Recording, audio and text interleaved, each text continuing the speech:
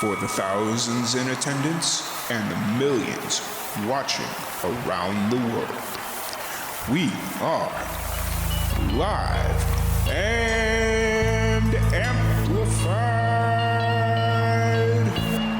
So let's get ready to podcast. Fire it up.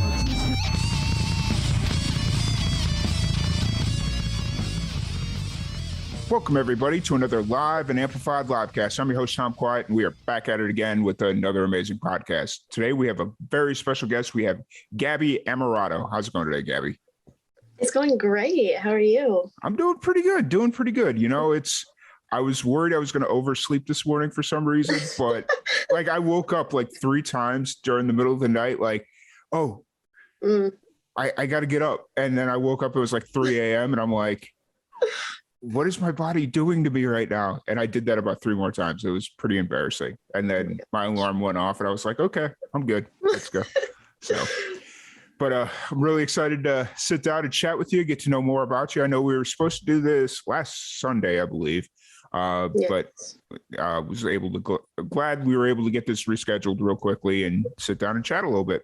So, but for everybody that's just meeting you for the first time and getting introduced to you, let's kind of take this minute to give you an opportunity to introduce yourself, kind of talk about your background in music and all that stuff. Yeah, sure. So I'm a singer-songwriter out of Boston, Massachusetts currently. I am an undergraduate student at Berklee College of Music, and I'll be graduating in the spring. So basically in 3-4 months, which is exciting, also scary. I started getting into music when I was about 3. I started as a dancer, so I didn't necessarily come to the music scene as like a performer or a musician. But it was really interesting perspective to come through dance because I gained a lot of knowledge through the different genres that I was exposed to at a very young age. And I think that's kind of helped me formulate my sound now as an artist, which has been super helpful. And then from there, I kind of enjoy music that moves people. So I think I write from that perspective that I grew up with, having put music to movement most of my life. So that was super helpful. I didn't start singing till I was about 9, and that was kind of all recreational. I did not think anything was going to come of it, which is kind of funny now. But I was like, I have a voice and I kind of just want to like get some skills and like learn how to use it. And so that was all for fun, which ended up being a lot of fun, and I took it way more seriously, as we can see now. I went on to play piano, guitar, take lessons, and then from there, I was 16 when I got an artist development deal. I was founded from like a vocal competition that, again, was just all for fun, and kind of made my first EP, which was Dramatic, from there, which was a really, really fun experience. And that kind of opened my eyes to be like, I want to do this for the rest of my life. I was like writing in the studio, recording, and I was like, I could totally do this for the rest of my life. And I was never the like math and science kid. So I was always like, what am I going to do after college? And I was doing this and I was like, this is it. I was like, this is so cool. And so I was like, can I do this realistically? Like all of that kind of like normal stuff that comes into your brain. And then after that, I ended up finding a summer camp at Berklee, like a writing summer camp that was like a week long. And I was like, I had no idea what Berklee was at the time. And people think I'm crazy when I like am honest about it. But I was like, I just found this camp online. I was like, I'm going to go. And I ended up loving it, fell in love with the school. I was like, I need to go to school here. And I was like, not classically trained. So I was like, we have 4 months to like get this together. Yeah. And like seriously, apparently I did it because they let me in. But like some days I'm still shocked that I was able to pull that off. But it was such like a crazy whirlwind after that first EP of just being like, I want to do this. And then my mom being like, all right, what do we need to do to get you there? And so it was kind of crazy going from, this is just a fun hobby that I'm doing to like, this is what I want to do with for the rest of my life. But I think I always knew it because when I was little, I used to like write stories. I love writing. I love writing poetry, any kind of writing. And then I would write songs, but they were terrible because I didn't know what I was doing. But I was just always somebody who wanted to be artistic and share my stories. And I think that kind of was always in the back of my mind, even when I didn't know that I wanted to do this for the rest of my life. So I'm really thankful that I've been able to hone my skills at Berklee and kind of find my sound through the new music that I'm putting out. Yeah, for sure. What year did you do the summer camp? What year was that? Ooh, that was like 2015, 2016. Okay. Yeah, gotcha. Around that time. Because I started in 2017. So I would say it was about 2015. You started attending school? College. Yeah, okay. Fall of 2017. So that was probably like 2015, end of 2015. Or if I'm correctly, my mind is like losing dates because of the pandemic and everything. All the years are all over the place in my mind, but I think it was around that time. Gotcha. But yeah. That's cool. You brought up the pandemic, and that's obviously a very interesting topic in and of itself, especially when it comes to young musicians and their careers. But so you did the summer camp 2015-16, somewhere in that ballpark. Was that was after you did your original EP, Dramatic? Yeah, that was like, I want to say a couple months. So I was working on the EP kind of like throughout that year because I had to go to Nashville in order to do it. And I was in high school full time. I was like, I felt like Hannah Montana a little bit. I tell people that. And I was like, that's a little bit of an over dramatic comparison because I wasn't her. But I was like, on the weekends, I'd be in Nashville recording music. And then during the week, I'd be in school. And it felt such like so weird to compare the two lives that I was living at the time. And then around the summer is when it happened. So like, I think it was like maybe 3-4 months after I'd finished recording that I was like, we found the camp and I was like, yeah, I'll go. And I wasn't like a big overnight person. Like I was totally like, I like to be at home. I like to stay at home. So I was a little nervous that I was going to like hate it and want to leave immediately. And then it was going to be another 5-hour trip to pick me up. But I ended up loving it. And I knew that because like I didn't text my mom for a good like 48 hours. And she was like, are you alive? Like, are you okay? And I was like, yeah, I'm having the best time. Like, I'll text you when I need you. Like, it was one of those things that like I just immediately like fell into a friend group. I met people who like were on the same wavelength as me. It was like just such a good experience. And I feel like I just connected so well with the environment and the people. And I think that's what surprised me and why I was so drawn to Berkeley, because I was like, clearly there's something here that I'm connecting with if I feel this way when I'm here. Because it was such like a 180 from the way I felt about going to the camp versus how when I got there and I was like involved and enjoying myself. Gotcha. And so how long, what was the camp experience? How long was it? Kind of, let's talk about that a little bit. Yeah. So the one I did was a week long. I did 2 at the time. I did one that was like 3 days and it was like the weekend. And then it led into like the week long one. I know they do a bunch of different summer programs. They have like a 5-week one. I was like, I don't think I can go away from home for 5 weeks. So I was like, that's pushing it. I was like, let's just stick to the week and see how that goes. But it was really fun. We got to do like little workshop classes in songwriting. That was like the main point of the camp. And then there was open mics, which was really fun. I did a couple of those with some of my friends and it was nice to just like be able to perform for people and not like feel overly anxious. I feel like, you know, you're always nervous when you're around people, especially at Berkeley. I feel like it's such like everybody's really talented and you're always like, oh, is somebody going to judge me? But like everyone's so supportive. So it was really fun to be in like that environment where you could like really hone your skills and like get better without feeling like you're being judged all the time. And I feel like that really like sparked a really new creativity and like songwriting box in my mind for me. Cause I was like, I kind of know what I'm doing. I kind of just did a little bit of this, but it really like honed in on skills that I like, cause I wasn't very like trained growing up. So to be able to get a little bit of that knowledge at that age was really, really helpful. And I kind of was like, oh, if this is what classes are like here and the major is like here, I could totally see myself doing this. So it was really, really helpful in that department. For sure. For sure. So, I don't want to gloss over the fact that you started over in dance and then you kind of transitioned into music. What was it about music that kind of drew you away from dance, or are you still kind of dancing or? Good question. So yeah, I think there's like a road where I had to decide at the end of high school. But dance was very much a huge part of my life. I think that was like my form of exercise in itself, on top of all of the fun of being like creative and being able to do whatever I wanted. But I had to like make the decision ultimately in high school whether I wanted to go like the dance route, like everyone was trying to push me, or if I wanted to actually pursue music.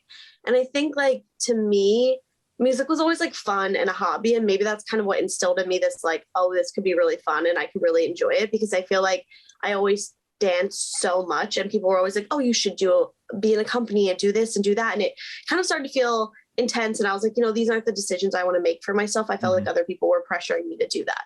And I was like, you know, I never want to do something that's not fun anymore, because I feel like then you just like are going to burn yourself out so quickly. So I still dance occasionally. I'm trying to get into like maybe teaching dancing, because like I used to teach when I was younger and it was so much fun to like work with people and actually like be involved in the process. But I definitely like in high school was like, I just feel like writing music and like telling stories was more where I wanted to be. I love to sing, I love to perform. And now I'm like on the other side of that, where I'm like, I just love to write all the time. I'm like, I love to perform too, but I'm like, writing is just like my ultimate passion, writing anything about all types of stuff. But yeah, it definitely was an odd switch. I think people were mostly banking on me doing dance because I just had been doing it most of my life. And for some reason, because of that EP out of left field, I was like, nope, I need to go to music school. That's what it has to be. Sorry, guys. Like, it feels like it came out of left field. All of a sudden, I was just like, music school, that's the only option we have right now. Yeah. Okay, well, and I could understand feeling like that because you got this opportunity as an artist development deal opportunity, and you built out this EP, and it's like, we got to jump into this. We got to take advantage of it, Absolutely. And so I definitely understand that feeling and the need or I don't want to even say pressure because that's not even 100% accurate, but like the need to capitalize on a situation that you weren't expecting. So, so how did the artist development deal kind of come about? Was that something that you had been applying for, or did it literally just somebody was like, hey, you've got a good voice? Yeah. So I was like, I did so many things growing up. So it's going to sound crazy, but I used to go to a modeling agency because people were just like, oh, I was fairly young. I was like a dancer, like, oh, it's good to, hone all your skills. You could do different modeling stuff. I really was like in a different realm of my life at that time. And who knows, those skills may come back to help me in the future. But I was going to like this big competition in New York with the modeling agency, and they had a talent section, and like, they were like, oh, you can opt to do it if you want to, but not everybody competes in that. And I was like, well, I'm a dancer and I'm a singer. So I was like, I love to perform. I'll do it. I was like, what does it hurt? Like, at the time I was like, nothing's going to come of it anyway, but like, I'll get to perform for all these people. It'd be so much fun. Like, so I went and I did it, and I danced and I sang, and I got to the finals for singing. And like, at the time I was like, oh, that's cool. Like, whatever. But it was like 5 of us with a room full of like 5,000 to like 8,000 people. And I was like, heck yeah. I was like, sign me up. I was like, put me on that stage. I just want to perform. Like, I did not even care about like, you could get callbacks or like agents would see you. I didn't even think about that. I was just like, I'm going to get to perform in front of all these people. I was like, let's do this. Like, that was my full drive in that moment. And so I did it, and I like really went full out. And this company, we do like callbacks like for a day, and they like reached out and wanted to meet with me. And at the time it was like, I sent them, they were like, send me a demo when you leave here. And I like didn't have any demos. So I was like, I don't have any need for these. So I had to go to a studio, record all these demos, which was a cool process in itself. Sent that to them. And then they wanted me to come down to Florida to meet with them about talking about an artist development deal. And obviously like that was super exciting at the time, because I was like, I did not think I would want to do music or be an artist. Like, obviously when you're growing up, you're like, I'm going to be a star, but it's like, how realistic is that goal? So when somebody's like, oh, this is like a really cool opportunity for you to do all of those things, it's like, oh wow, like legit. And I was 16, so at the time I was like, this is amazing. I literally thought I was gonna be Hannah Montana. I was like, all right, calm down. Like, it was so funny, but the experience was amazing. And I have to say that's really what opened my eyes to like a future in music. So I'm so thankful for that experience and all of like the knowledge and the opportunities that I gained through that. I made a music video. I did a couple of other things, and I feel like it just put a really realistic perspective on what it looks like behind the scenes of like being an artist and being part of the music industry. So now when I'm like, oh, I need to put together a music video for my new EP, I'm like, I know what the experience was like because I did it when I was 16, whereas I'm not walking in blind to the whole thing. So that was definitely a huge stepping stone to like me doing anything with music, because at the time I was still like, this is fun and this is recreational, and who knows, like I'll probably stop after I go to college. And now I'm in college for music. So it really like launched me on this path of like wanting to do music and wanting to write for my future as a job. So what's really cool about that story is it almost sounds like in this scenario that ignorance was kind of like a bliss for you, because it was like there was a lot of things that you didn't know, but you jumped in full bore. Like there's a lot of things that could have went way wrong, or like, I mean, you know what I'm talking about. So it's like, absolutely 100%. Like, so just kind of jumping in and going for it, and ended up paying off for it. Not that it would have caused any like long-term damage to a career, but there's a lot of stuff that could have went wrong in that situation, and you just went for it, and that's amazing. So as you're kind of going through the artist development deal, you built out your debut EP, Dramatic. So what was kind of the process of finding what kind of musician you wanted to be or what kind of sound you wanted to be? What was that process kind of like for you?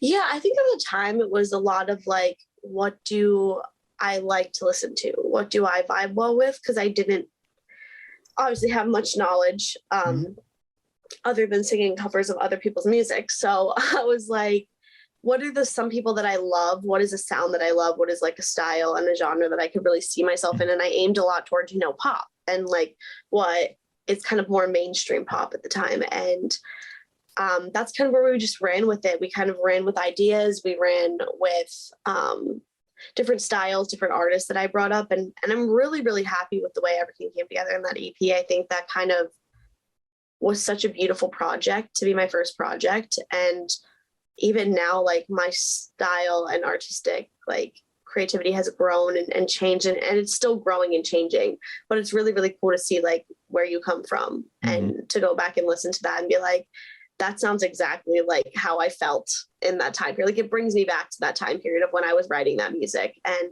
in that studio. And I can like remember visually sitting there, like writing and doing stuff. And it's really, really cool how music can kind of transport you to those different moments. But yeah, that's definitely was like a time where I didn't really know my sound, but I was really, really young and I was still figuring out what I liked and kind of trying to transport that. And I also wanted to fit into that, like that pop top 100, everybody wants to be there. And so I think I aimed a lot of my music in that EP to try to fit into that realm, which is not bad. I just think after going to Berklee and exploring a little bit more into my artistry, I find that, I don't really want to fit into one box. And I like being able to kind of experiment with different styles and genres and make my own sound and be different. And that's totally okay too. Yeah. So I've come from a long way from my 16-year-old self, but I still really love what I was able to create with that EP. For sure. So is that kind of explain why there's a little bit of a gap between when you released Dramatic and Trust Issues? You're kind of going through this process of maturing and figuring out what kind of musician you wanted to be? Yeah, it's totally that 100%. Like, I just think when I first came to Berklee, I was still finding myself and I wasn't comfortable, releasing music that I didn't feel like spoke to who I was. And it took me also, I went through a period where I was like very unconfident of putting my own work out there. And I was like very overly critical of myself and overly critical to the point where I was like, everyone's going to hate this if I put it out. And I think you go through that as an artist quite frequently, but at the time I had never experienced that before. So I was like, am I ever going to be able to release my own music? Am I ever going to be able to like just put something out there and stop like trying to change it 50 million times over again? And so that was a really, really tough experience to go through. But I think that's something that I needed to go through in order to know, like, when I'm happy with it, I can put it out in the world. And I think that was super important for me because that was a hard struggle to get over of like, you just need to stop critiquing things a million times and stop beating yourself up over something because you can't please everyone ultimately. And I think I was just trying to aim to please everyone. I was like, I don't even know who I'm trying to aim to please right now, but I'm just trying so hard to the point where I'm like, that'll never see the light of day. Because I liked it 10 different tries ago, but I changed it too many times to even remember. So I remember going through that and having that discussion with my mom, and she's like, you just need to stop overdoing it. And I was like, how do you tell your brain to stop overdoing it? And then I started working with my friend on Trust Issues, and we got to a point, and he was like, we just need to release this. He was like, you need to let it go and we need to release it. And I think that's kind of what set my mind where I was like, you're right, I love it, I'm happy with it, and I think that's the most important at the end of the day. So let's just put it out there, and ended up being really awesome. People loved it, and I think that's kind of just what set me on the path with especially my new EP, where I was like, I'm happy with it, I love where this is at, let's just put it out because I feel good about it and I'm not trying to please a million people who I don't even know. And that's kind of through developing myself and finding my artistry. I also found my confidence in my music and putting my own sound out there and not really, I don't want to say not really caring, because we all care what people think, even if we don't know who they are, but kind of not caring over how I feel about my own music and my own artistry, which was ultimately more important in the end.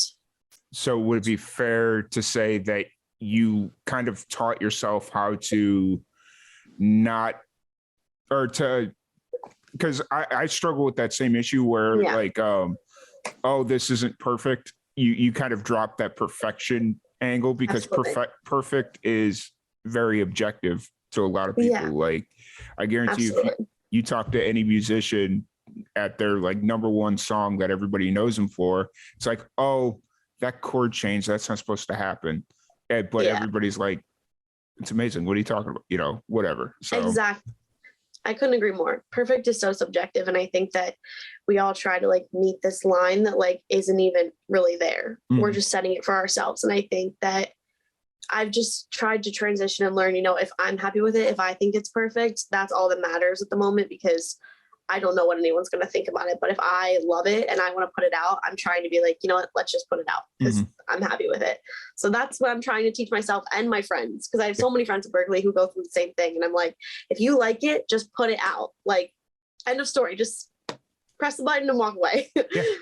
And because you never know who's going to relate to it. And if you Absolutely. just change it and change it and change it to the point you don't even recognize the song anymore, it's like, you released a song, or you skipped over a song that could change somebody's life. Exactly. So, kind of jumping up to Metamorphosis, what was kind of the idea behind the EP?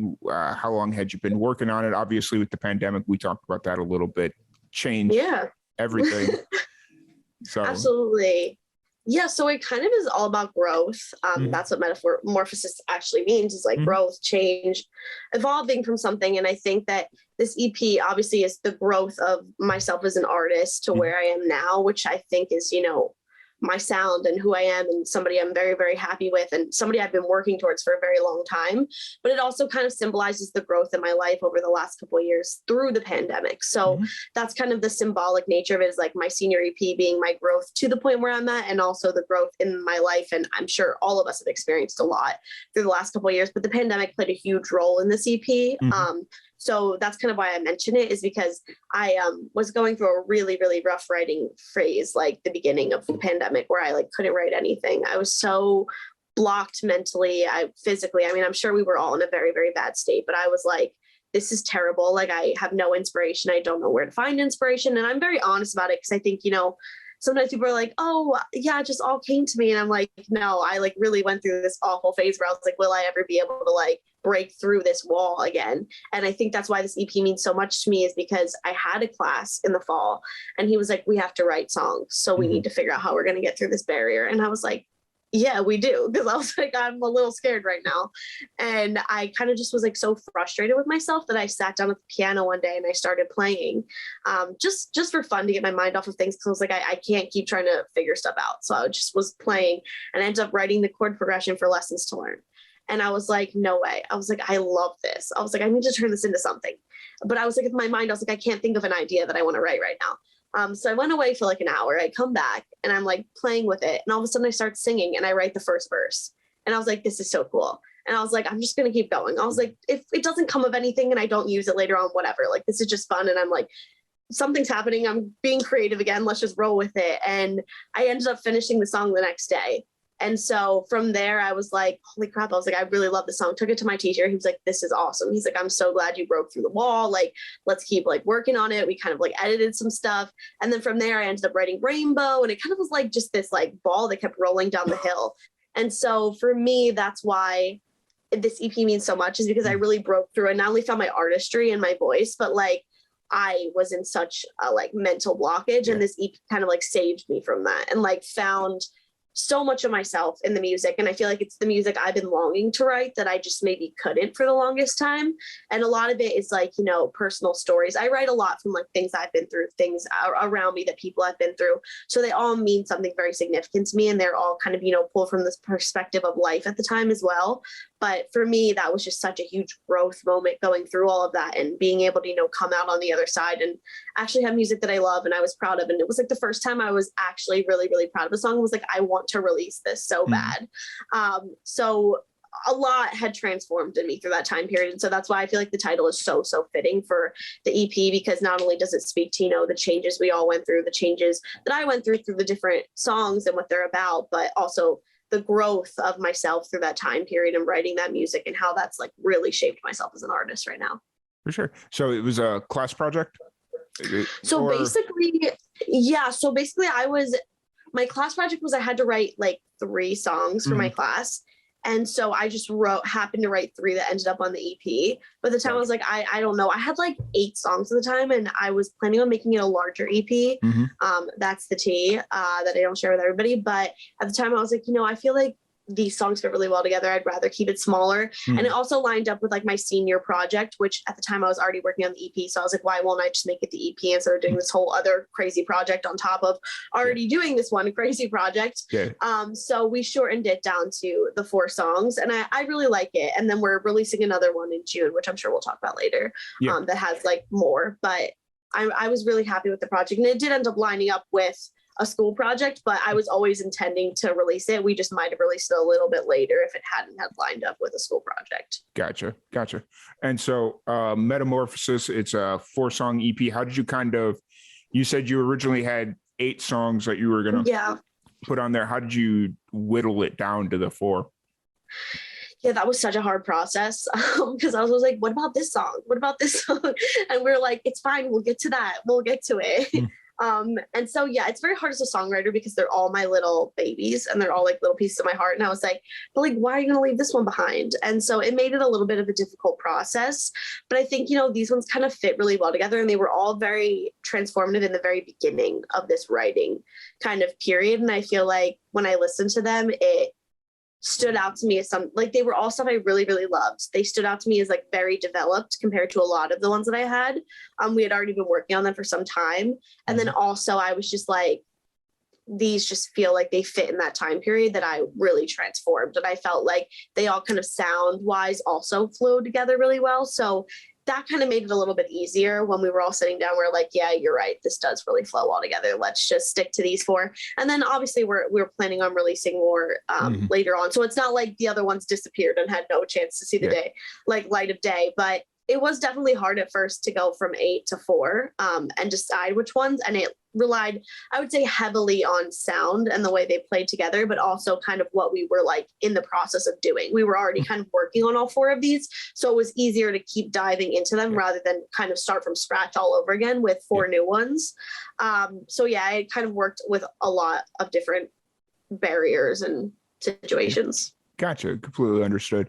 It's funny. You kind of brought up that you wanted them to not sound cohesive, but kind of play into one another. And as I was listening to the EP, that was one of the first things that I noticed. It was like, not so much that I couldn't tell when a song would switch, because, it just kind of flows in, but it just felt very cohesive. Like one song led into the next. Yeah.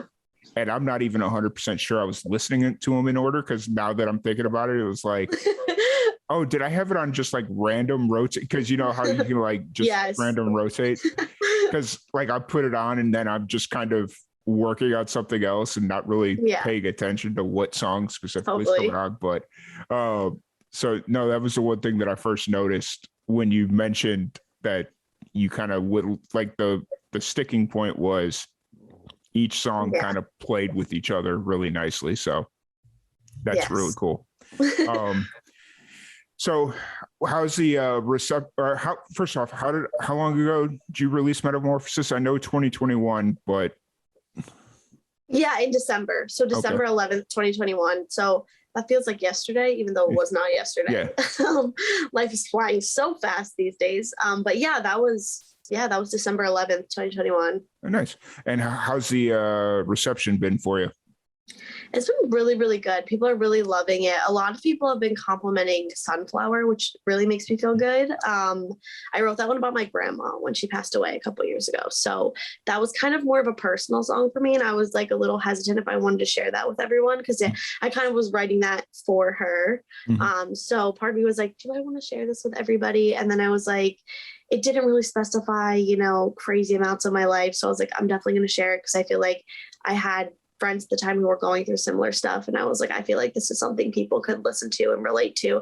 And it felt like kind of a story that I had to share with other people that I feel like, my grandma would have loved me to share with other people. So I was like, I'm going to put it on the EP and I'm going to put it out there. And, but it's kind of so funny to me that people resonate so well with that one. Not that they resonate so well with that, because obviously we've all been through loss and we've all experienced that like trauma of losing someone who was very, very influential and close to us in our life. But it feels like such a personal moment to me that it like, I guess I'm just surprised other people are really can live in that moment. But it just goes to show like how impactful music can be in different moments of your life. And there's a song that I'm working on about my dad who passed away 2 years ago. And that one's another one that I was like, will I ever release this, or will this just be for me? Kind of just like my coping mechanism is to write music when I go through stuff like that. So, and I had a friend who went through it a couple weeks ago, and I sent it to her, and just like the impact that it made for her. And she was like, you need to release this. And I was like, I've been on the edge for a while, but I think I might do it. And so it's kind of like just those songs that you don't expect people to. That's another one I was like, that moment where I'm like, do I release it? Is it too personal? Will people find a place for it in their heart? And I think, with music like that, I always recommend people release it, because I think what is so like important and about it is how vulnerable you can be in those moments, because everybody goes through loss and everybody experiences like those really, really hard moments of life. And I was just, I guess, surprised that people really like that one, because it's not very sad. Nothing on the EP is very sad at all, but that's definitely the more like when I listen to it, I get a little teary eyed, but maybe that's just from where I wrote it and what it's about. But, for me, I'm like, it is a beautiful song and I do love it when I listen to it, but it's always going to mean like something very specific and a little heart wrenching for me. So I was always surprised when I'm like, people are always like, when I was like, so a bunch of people were messaging my mom, they're like, I love Sunflower. I love Sunflower. I'm like, it is a beautiful song. I'm just like, I always think of my grandma when I think of that. I'm like, that's the saddest one to me on the EP, but I'm just so thankful, with my music. I've always said from like when I would write and I didn't know what I was doing to now that I wanted to write music that people would resonate with and people would feel something with, because I think that's the type of music that impacts people and changes people's lives. And that's the kind of music I love to listen to, is when I'm listening to something, I'm like, I wish I could have said that, or I've been in that moment before. And so to have somebody say that about your own song is like really incredible feeling. So I will never be upset that people love Sunflower more than the others, because that obviously has the most sentimental value to me. But I do love every single track on the EP and how they turned out, and they really are wonderful. And I've heard some amazing stuff about all of them. But the one that sticks out the most is Sunflower. So I just felt like I had to mention that, because that was a little bit of a shocker to me, because I'll say it. My favorite is Lessons to Learn, but it's just because like the time I lived in and writing that first and kind of just like the jazzy vibes to it. There's just something about the song that I can't stop playing it on the piano. Like I'll be practicing and doing stuff and I'll always go back to playing that song. And so for me, that's always like sticks out as like my favorite in the moment. Not that I don't love the rest, but like for me, that was the one that I was like, people are going to love that. I bet it. And like now everyone's like Sunflower. And I'm like, it just goes to show you never know. So always put out all of the work that you love and put out what makes you happy, because you never know what people are going to resonate and what they're going to love. Yeah, for sure. And, I think that just shows the power of music in general. Like a song that's sad to you and you were in a very, I don't want to say dark place, but a very emotional place when you wrote it and, all that stuff. But people just love it and just think it's this amazing song, but it brings tears to your eyes. It just kind of shows that like I said, the power of music and the openness of interpretation of what a song means. Like, absolutely. So that's really cool. So Sunflowers, obviously the song that's getting the most love and response out of everything, but Lessons to Learn is your favorite. Why do you think is it your favorite to play, or is it your favorite to listen to? I think that's such a good question. I don't know why, honestly, it's my ultimate favorite. I think it's just like, it being the first one that really broke the floodgates of writing will always have like a sentimental value in my heart, because that kind of was like the first song that it's probably the only song I've ever written in a full day. So it wins the award for that. But it definitely, there's just something about the chord progression and the way that the lyrics flow and the melody, just everything about it really came together so beautifully that like in my mind, I love to perform that song. And I'm like really excited to like perform this summer because that's like one of my favorite songs to play. And I love to play it myself. Like I'm like, I have to play it myself because it's too fun for me not to. But I think there's just like that sentimental value of it being the first one I wrote, really opening up this EP and this new creative artistic path for me. And then on top of that, it's just a really, really fun song to play. It's not overly serious. It's kind of more of like a girl power song, like a don't self-love kind of situation. So the vibe is fun too. So I think there's just like a lot mixed in for why I really, really love that song. But yeah, it's definitely my favorite. Nice. Because you kind of took one of our segments where I make you pick your favorite child, but you already answered that one. It's very hard though. I will say it's very hard. I love all my children. Here I am giving my disclaimer after, but I'm like, I do love all my music. So it's very hard to pick a favorite. I think that like that one just sticks out to me for some reason in my mind. Like I've always been that way, even from the beginning where we were talking about all four. I was like, Lessons Learned has to be on the EP. And they were like, okay, like that's cool. We were already working on that one. That was already an option. But like, there's just something about the song that I think will always like in my mind be very like important and integral into my process of becoming an artist along with this EP. And I think it's just, there's so many different factors of why I love it. But I love every single song on the EP. Like I'm very, very happy with the way everything was put together and the sounds and the way it flows. Even like you said, I listened to it and I'm like, wow, this really paired well together for having like to pick four and put them together. But I do really love them all. And I think that I love them all for very different reasons. So that's super helpful. But yeah, unfortunately, if I had to pick one, if I had to pick one of my babies, I've already done it. So the damage is done. It works. So do you have any plans or aspirations of doing like a music video for anything on Metamorphosis like you did with Dramatic or? Yeah, so I do want to do that. We're all in the process of planning this right now. The pandemic and everything is still like alive and well in Massachusetts. So things are like not open, kind of open, quasi open. It's all very confusing. So we're in the planning process at the moment because as long as we have a good plan, we can like progress when things kind of open. We're hoping early summer we'll be able to start working on the music video. And I really want it to be Lessons to Learn if I haven't already put that out there enough. I just have like a really cool idea in my mind, but we might do a couple because obviously Sunflower means a lot to me and I would really love to do something in honor of my grandma. So it really just depends kind of where we end up, but those are kind of the two I think that are in the running for the music video, but there will definitely be a music video. We've been talking about it for a while. I'm also releasing some new lyric videos on my YouTube in like a week that I was working on in the meantime, because I'm like, we can't put together a music video right now with the way the world is still, but it's definitely in the works. We've been thinking about it from the beginning. It's just very hard to, again, pick which one we want to do. Well, not for me, but, for the team.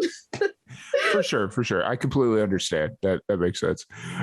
So obviously, you got hopefully the music videos coming up here later this summer and into the year. But outside of that, I know you brought up a little bit ago that you were working on some new music. You said another EP in the works, or what do you got kind of going on for the rest of 2022? Yeah, so spoiler alert, there's another EP coming. If I didn't already put out that there was a lot of tracks that missed the first one. And it's kind of really interesting because there's tracks that missed the first one and new tracks I've written since the first one. So we're kind of battling out what gets to be on this one too. So it should be really interesting. But the first single is called Ghost. I'm going to, throw that out there. Everyone can know that now. And that's coming out in April. It should be coming out April 22nd, which is my birthday, a little present to myself. I wanted to like put it on the same day.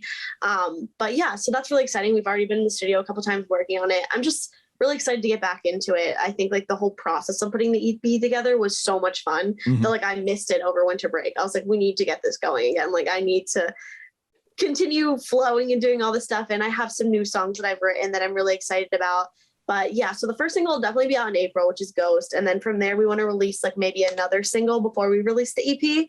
And we're planning on probably doing a 5 or 6 track EP, which will end up being around the June, July time, which is all just crazy to think that's right around the corner. And then I want to do a small like East Coast tour at the end of the summer, if COVID regulations and everything allows. But I'm just itching to get back out there and perform. Like I have all this music now. I need to perform for people. But obviously where I live, things are still a little tight with everything going on. But that's the plan at the moment, is to, kind of release the new music into the world, let Metamorphosis keep growing, release new music coming up in the next few months. And then I really want to go like on a small little tour. Because I have so many friends that live through Jersey and New York and Connecticut through college. And I'm like, it would be so much fun to be able to just perform for all of them and like do a little mini tour along the way. And then I might be ending up in New York come fall, due to I want to do a master's program at Berkeley NYC, and then I would love to perform in New York and just keep working on new music. I think that's kind of my trajectory at the moment, is to perform as much as I can, because they haven't been allowing me to do that. So kind of just getting out there and spreading my music with as many people as possible would be like the ultimate goal for the rest of 2022. Cool. And so you'd mentioned that you want to perform as much as you can. In an ideal world where COVID's not a thing and you could play as much as you want, like how many times a week are you thinking, or a month?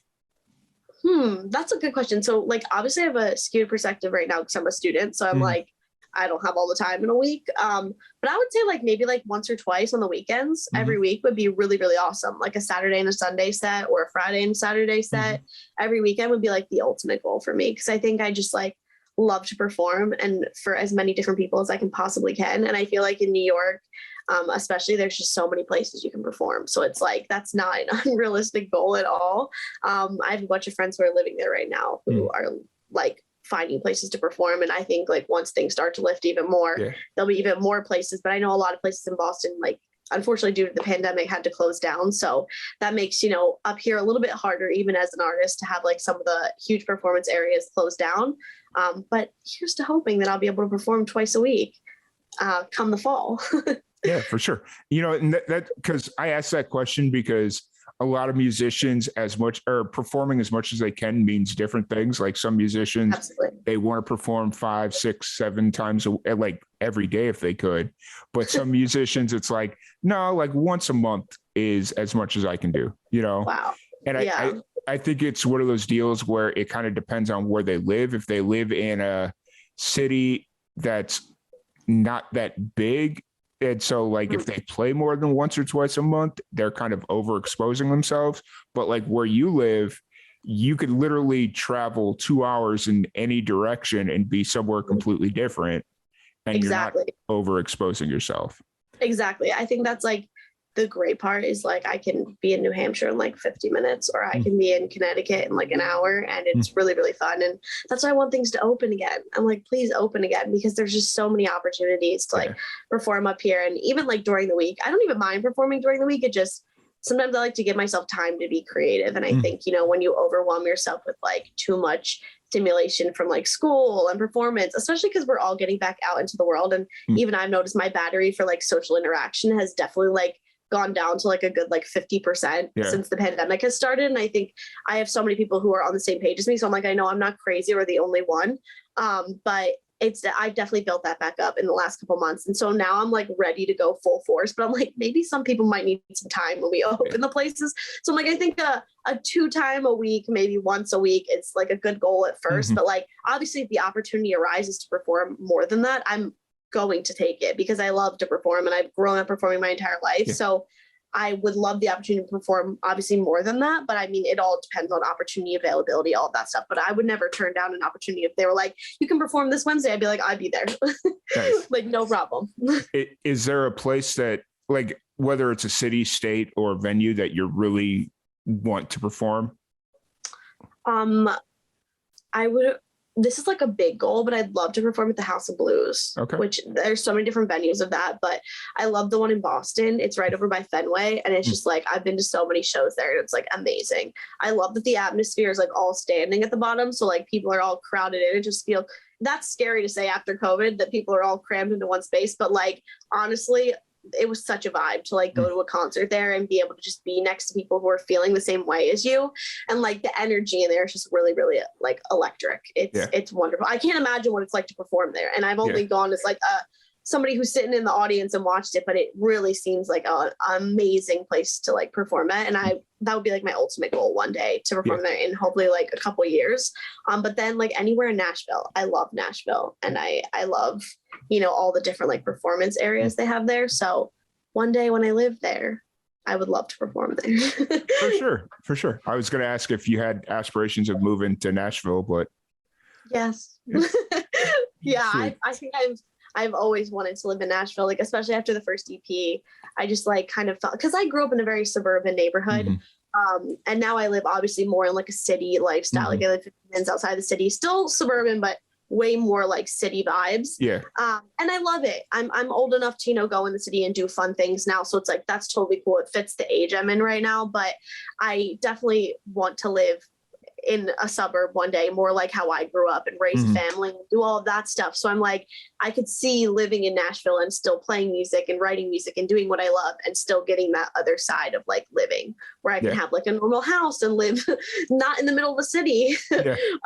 But I think there's just so much that's like beautiful about Nashville. And I love how the creativity is just like everywhere. There's like something on every corner. And I have a lot of friends who are currently like there or moving there. So I think that doesn't hurt to have, your own little like home base that, especially in a city that's so densely populated in music and artists. So, but yeah, that's like a goal. I don't think anything in the near future, but you never know. Life is always throwing curveballs at you. So like I like to say, I would never turn down an opportunity until I have all my cards on the table. So if an opportunity arises, I obviously am not going to say no. I just have to figure out what's the best opportunity at the time for me. For sure. I get asked about once a week if I'm moving to Nashville anytime soon. And it's like, I hope so. We'll see. You're like, yeah. Like, right. Like everybody I talk to is like, oh, you should move to Nashville. And it's like, it's definitely been a topic of conversation over the last year or so. But, right now I have a job that I really like. And there's some stuff coming up that we might see. We'll see what happens. Not letting anything out of the bag just yet, but I feel that. But just kind of taking a break outside of music when you need to like decompress and all that stuff. What are some of your hobbies to kind of escape from music, school, all that stuff? Oh, there's always need for escape. Yeah. I would probably say my biggest thing is dancing, which is so funny because you're like escape. And I'm like, oh, just go to another creative thing that I do. But I think that's just how I'm hardwired. And for me, dance has always been like a meditation type of thing. Even though it's not anywhere near that for most people, I just really get lost in the music. So I love to like go and just dance by myself and like do whatever I need to do. And that's kind of always been like a leave your stuff at the door and kind of go with the flow. And I've always been taught that by my teachers. So for me, it's always been a safe space to go to when I'm like going through something or I just like really can't deal with life at the moment and I need to shut people out. So for me, that's always been dance and that will always be dance. And I'll always figure out a way to make that dance probably. But I definitely have been getting more into reading and journaling. And I think that's been super good for not only like my mental health, but for my writing, which is kind of funny because I'm supposed to be taking a break from it, but everything kind of leads back to it because I'm always finding creative ideas and like the things I read and poetry that I write. And I think, and things that I journal about, I'm like, oh, that's really cool. I should turn that into a song. But like at the time, I'm just like, I just want to write about my day and get my thoughts down because sometimes, a lot of stuff happens and we just get like overstimulated. And I think like writing about your day and writing letters and doing stuff like that kind of really, takes it out of your brain, puts it on a page, and you can kind of delete it and start over. I'm big into like resetting and not holding on to things because I think that can really damage your mental health and your self-care of your body. And I'm big into like taking care of myself. So trying to drink a lot of water, which I'm terrible at. I have the big water bottles and I'm still terrible at it. Working out, doing stuff like that. That's always like how I really spend my time when I'm not doing music. And occasionally I'll watch, TV or like a TV series. I'm not big on doing that. But like if something really gets me, I'll do it. But I try not to like overdo it with the TV. And also I just like, sometimes I'm like, it's not worth it to sit down and rot in my bed for an hour. I'm like, I could go for a walk or do something that would like better serve my body and my mind and stuff like that. So I've been trying to do that a lot more in the new years, like take care of myself physically and mentally. Cause I think when you're like your best self physically and mentally, you're able to present that to everybody else around you and like give that to other people. And as a songwriter, that's so important for me to be like where I need to be. Otherwise, I don't think I would be able to write the music that I write or be able to like put forth my best self in what I write and what I'm able to present to people. So that's probably kind of what I spend a lot of my time doing when I'm not writing. Awesome. Well, that's, it's funny how many times I ask that question and then a lot of musicians will say, something that kind of leads back to music. like when you said that it about the writing and it kind of helps you with your writing, and I was just like, yeah, that's about part, like, because I mean, it's one of those, it's that old adage of, if you love what you do, you never work a day in your life.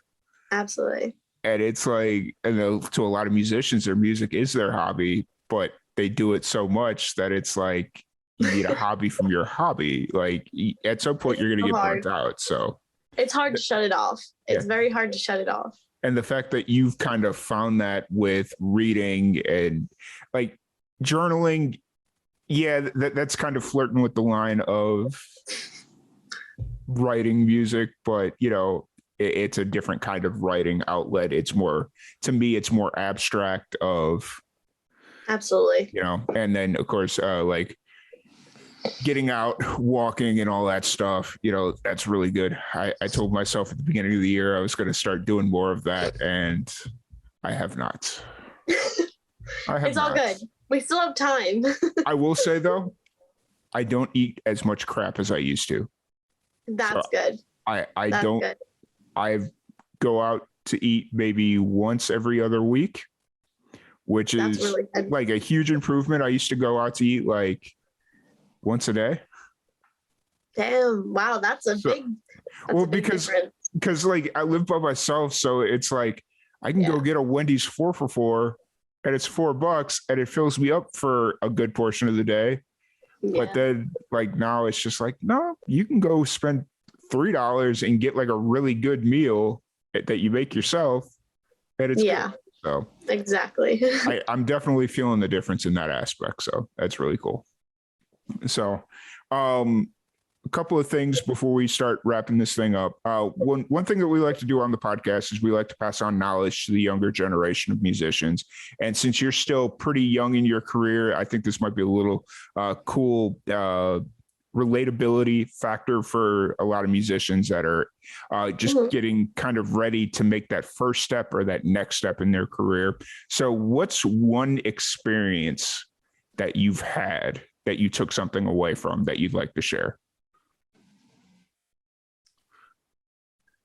That's such a good one. I would probably say that it was like the beginning of my EP where I was working on the songs, and my teacher told me he was, and I was, how I said I was struggling, to write and to like put anything out and be creative. And I think we all go through those writer blocks, and it's very important, to kind of keep trudging forward. But my teacher said, just write, take 10, even if you write 10 songs today and they're all terrible, at least you made progress and you took a step forward. And so I think for me, that's kind of how I came to sit down and was like, screw this, I just need to write today. And I think, and then I broke through and wrote Lessons Learned. So for any artist out there who's like struggling with that, or who's like, I really just am not happy with what I'm writing, just write more often. And, even if you write 10 songs and you hate all of them, at least you wrote something and you made progress. And from those 10 songs, maybe find one thing that you really love and run with that. And I think that there's like some beauty in just making progress and continuing to move forward in your artistry.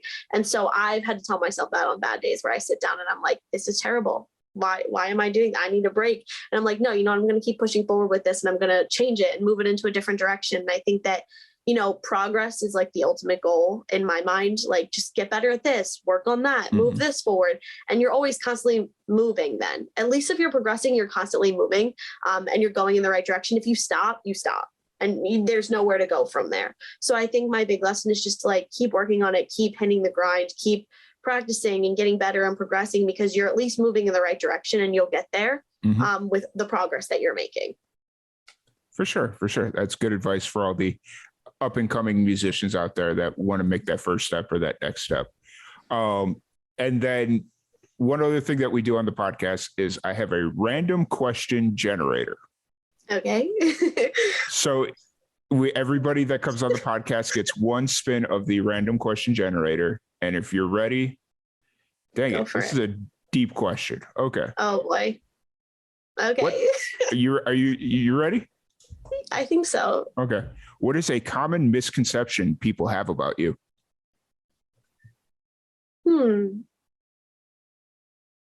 I think that like a common misconception people have about me is they think that I'm perfect.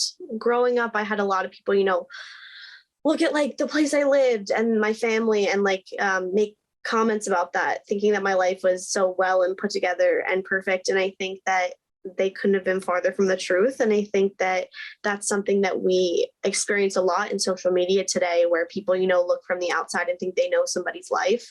And it bothered me because, when people don't know you, it still affects you when people say those things about you, because you're like, they don't know me. And I'm somebody who always wants to prove people wrong and be like, I always want people to like me and I always want people to know who I am. But I've learned over the years, you can't please everybody and you can't make everybody, see what they don't want to see.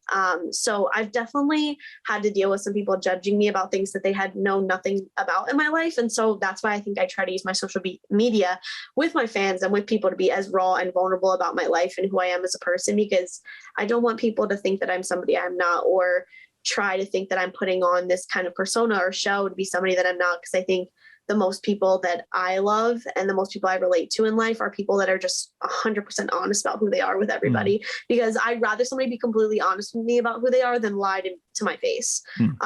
And so I just hate when people make misconceptions about me, about my life. And I think growing up in middle school and hearing those things from people who I was friends with was really, really hard for me, because I was like, or people that I like was friends with on the outside. Like I didn't really know them, but you're friends with everybody in middle school.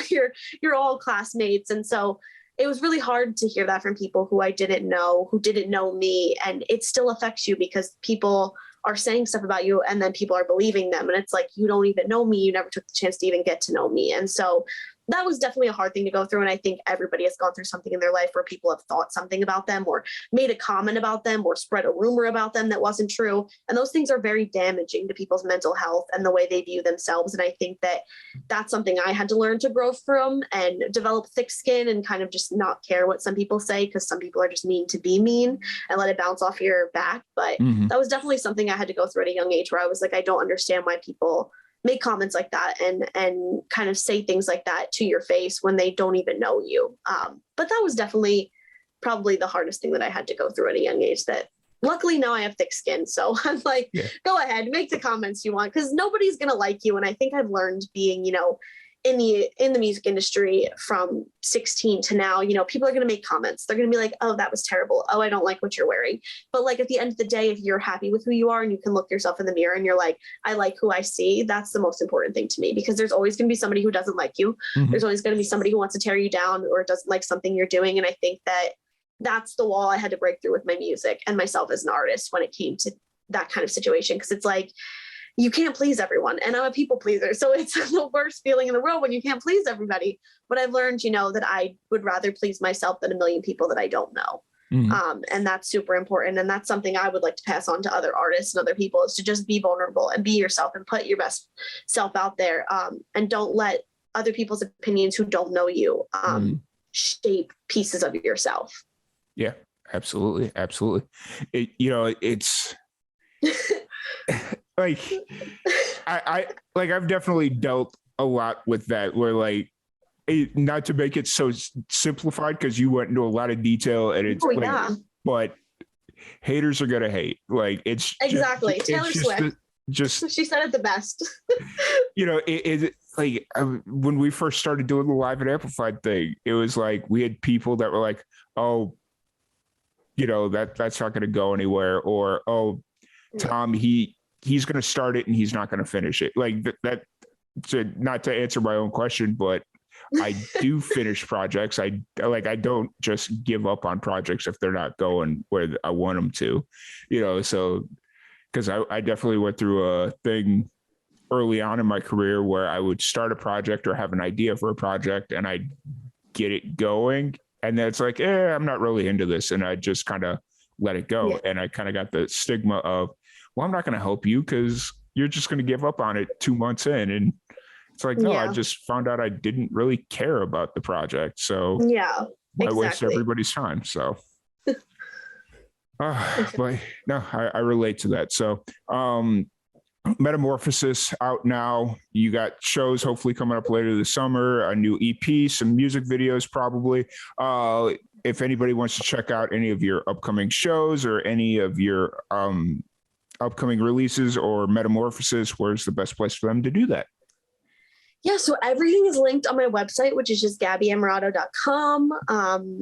So yeah, I would say that's the best place to check everything out at once. Everything's linked at the top of my page. All of like my shows will be linked on there. All of my YouTube links will be linked on there. But obviously, if you just want to go on your streaming platforms and look directly, which is usually the easiest for people, you can just search Gabi Ammirato anywhere you stream music, and you should be able to listen to Metamorphosis there, as well as like all of my tracks are there, but especially Metamorphosis. So yeah, and then keep an eye out on my YouTube because there'll be some new fun content in the next couple weeks being released. But yeah, definitely check me out on my website. All my socials are linked there, so you can follow me from there rather than listing every single one off. Yeah, Makes it a little bit easier. Yeah, for sure. What's your favorite social media platform that you find most intriguing at the moment? Well, I love Instagram. I love Instagram. I use Instagram the most, so I would say that's probably the best place. I'm trying to get into using TikTok because I love watching TikTok, but I'm always like, how do I do this myself? But there's just something about it. So I definitely, in the next couple of months, I'm trying to like get a game plan of how I want to attack social media on TikTok. Because I think it's a very, very useful platform. And it's very, very fun. And I kind of want to use it in that fun, light way. So I'm hoping to kind of like test out new music and stuff on there. So that could be a really cool place to follow me in the future. So yeah, that's what I'm working on.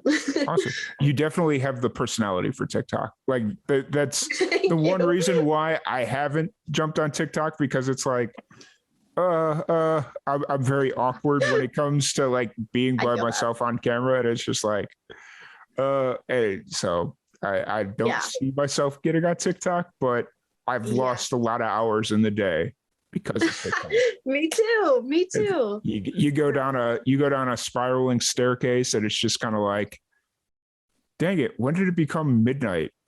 Why is it 2 a.m.? 3 a.m. Yeah. I'm like, oh, it's 3 a.m. Great. And I have to get up at 9. Yeah. It's 3 a.m. Oh, dang it. I got a podcast. Hold on. Yeah. It's bad. It's so bad. So bad. And now that Instagram's got similar features with the reels, it's like, oh no. And so now I'm at work. I got to like throw my phone in the corner, and then I miss all my work emails, and everybody's like, such an email 4 hours ago. And I'm like, sorry. Hey, it's a lose-lose situation right now. So exactly. But once again, I want to thank you so much for sitting down and chatting with me. It's been an absolute blast. Really enjoyed the conversation. And when you have the next EP ready to go, feel free to reach out. I'd love to have you back on. I'm really excited to give that a listen. And, just like listening to Dramatic to Metamorphosis, obviously the natural progression that happened over the 7 years. That's how math, or 6 years, I get. Dang it. We'll say 6 years. I'll feel better about myself. I'm not a math person, so you're good. Okay. So like the natural progression over the 6 years since you released the 2 EPs, and then obviously the creative maturity and all that stuff. It was absolutely amazing to kind of compare and contrast the 2 EPs. And so I'm really excited to see what the next EP has in store. But once again, thank you so much for hanging out with us. Thank you everybody for tuning in, and we will see you guys tonight. Actually, we have another podcast tonight at 9 p.m.